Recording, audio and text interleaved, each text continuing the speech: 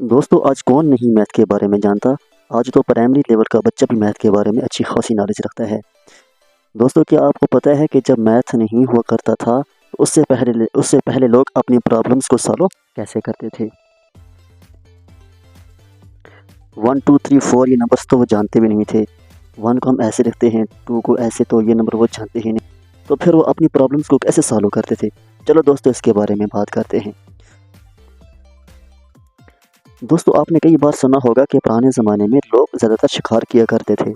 तो उस वक़्त तो ज़्यादा नंबर्स की ज़रूरत नहीं होती थी, 5 या 6 नंबर्स तक उनको अदद की ज़रूरत होती थी। तो जो लोग शिकार करने के लिए जाते थे, तो वो दिन में 3 या 4 या 5 शिकार करते थे। इससे ज़्यादा तो उनको ज़रूरत ही नहीं होती थी। तो वो क्या काम करते थे, हाथ में 3 4 5 जितना वो काम करते थे, यानी कि जितना वो शिकार करते थे दिन में, तो उतने कंकर या कुछ भी कंकर साइज़ का वो अपने साथ लेके जाते थे।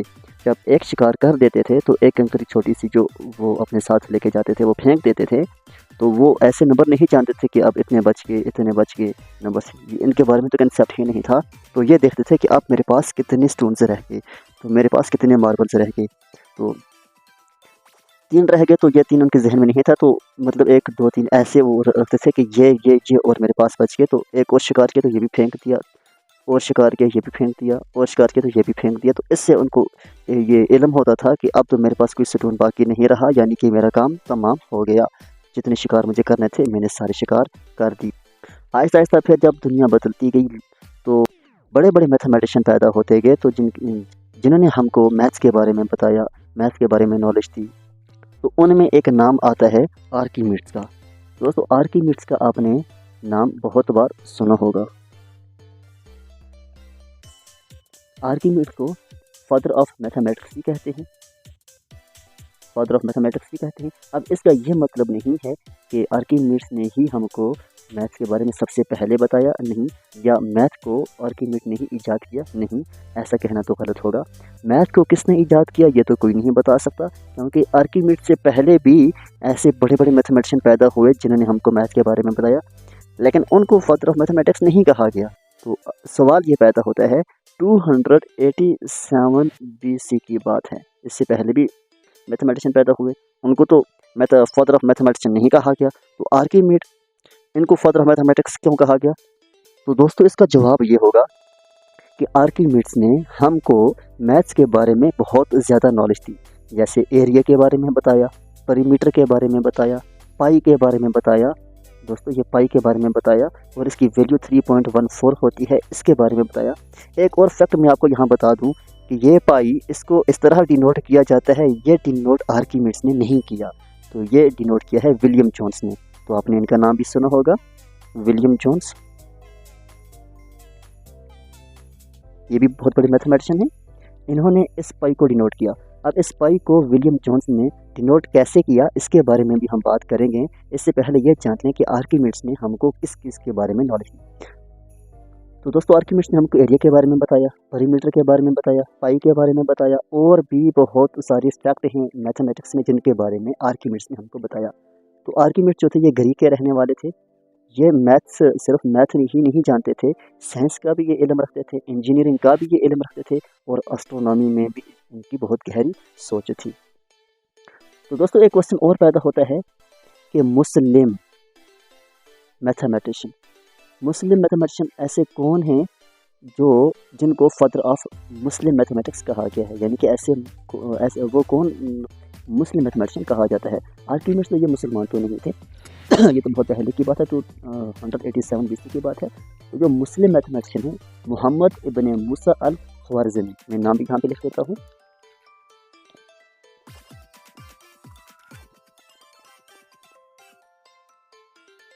मोहम्मद इब्न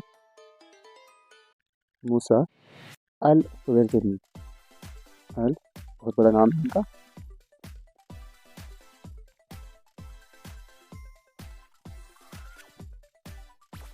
ये है ना, मोहम्मद इब्न मूसा अल ख्वारिज़मी। ये पहले मुस्लिम मैथमेटिशियन हैं जिनको फादर ऑफ मैथमेटिक्स कहा जाता है। तो ये भी मैथमेटिक्स के अलावा एस्ट्रोनॉमी में भी इल्म रखते थे, मोहम्मद इब्न मूसा अल ख्वारिज़मी।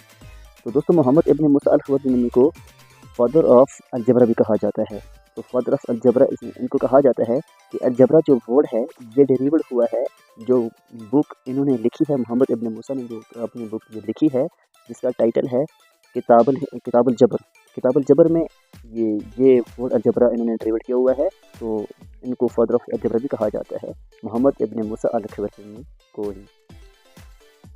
तो दोस्तों ये आपको समझ आ चुका होगा। अब हम बात करेंगे विलियम जोन्स के बारे में कि पाई के बारे में जो हमको नॉलेज दी है वो आपकी मिसने दी है कि इनकी जो वैल्यू है 3.14 होती है, और 3.14 ये वैल्यू कैसे होती है हम इसके बारे में भी डिस्कस करेंगे। तो इससे पहले हम ये जानते हैं कि इस पाई को विलियम जोन्स ने इस तरह डिनोट क्यों किया। इस तरह भी कर सकते थे, ये इस तरह भी कर सकते थे, जैसे इनके जहन में था ऐसे वो इसको डिनोट कर सकते थे, लेकिन विलियम जोन ने पाई को इस तरह डिनोट क्यों किया। चलो दोस्तों इसके बारे में भी बात करते हैं।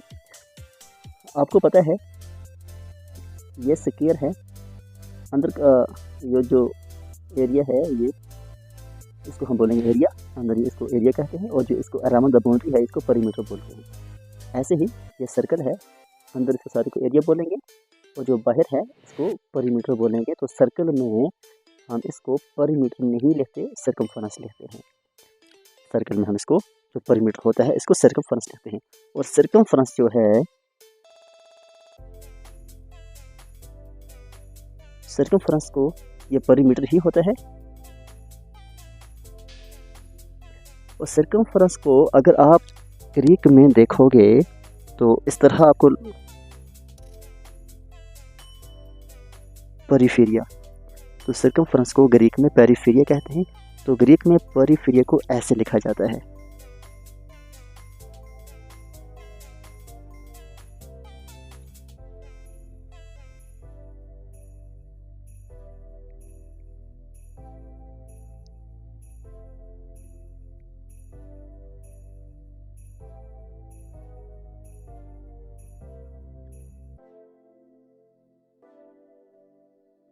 इस तरह ये ग्रीक में पी है, ये ग्रीक का ई है, जैसे हम ई लेते हैं हम इस तरह पी लेते हैं। तो ग्रीक का ये आर है, ये आर है ग्रीक का, ये आई है, ये एफ है ग्रीक का, ये ई है, ये आर है, ये आई ई ए, पेरिफेरिया। तो पहला जो है ये पी है ग्रीक का पा, तो इस तरह इसको लिखा जाता है पाई की तरह। तो इस यहाँ से ही ये वर्ड उठाकर यहाँ पे विलियम जोन ने फिट किया है पाई यहाँ पे, तो यहाँ से इसको फिट किया है इधर। तो पाई की वैल्यू 3.14। अब पाई की वैल्यू 3.14 होती है, इसके बारे में कंसेप्ट हमको आर्किमिडीज ने बताया। तो 3.14 कैसे होती है इसके बारे में भी बात करते हैं। दोस्तों ये सर्कल है, ये इसका डायमीटर है, ये डायमीटर है। तो जितना बड़ा सर्कल होगा उतना बड़ा डायमीटर होगा, जितना छोटा सर्कल होगा उतना छोटा इसका डायमीटर होगा। इस डायमीटर के बराबर अगर हम एक धागा लेंगे तो धागा लेकर हम इसको ऐसे यहाँ से मेजरमेंट इसकी लेंगे, कहीं से भी आप इसको स्टार्ट कर सकते हैं। चलो यहाँ से स्टार्ट करते हैं, यहाँ से देखिए यहाँ तक इसका डायमीटर है, इतना बराबर हम क्या लेंगे, धागा लेंगे। तो यहाँ से इसको ऐसे मेजरमेंट करेंगे। तो धागा पहली बार जब हम इसको यहाँ तक मेजरमेंट करेंगे तो धागा यहाँ तक आएगा।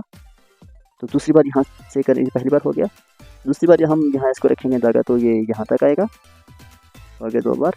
तो तीसरी बार दोस्तों यहाँ तक बराबर नहीं आएगा, तो ये यहाँ तक आएगा, थोड़ा सा पीछे तक आएगा, हो गया 3 बार, 1 2 3, तो ये है 3, हो गया 3 पॉइंट। तो ये जो स्पेस होती है तो ये 1.14 होती है। तो ये 3.14 आप मेजरमेंट खुद भी करके देख सकते हो, तो इतना ही बचेगा ये। तो पाई की जो वैल्यू है ये 3.14 ही होती है। दोस्तों मैथ्स के बारे में अगर आप कुछ पूछना चाहें तो कमेंट सेक्शन में पूछ सकते हैं।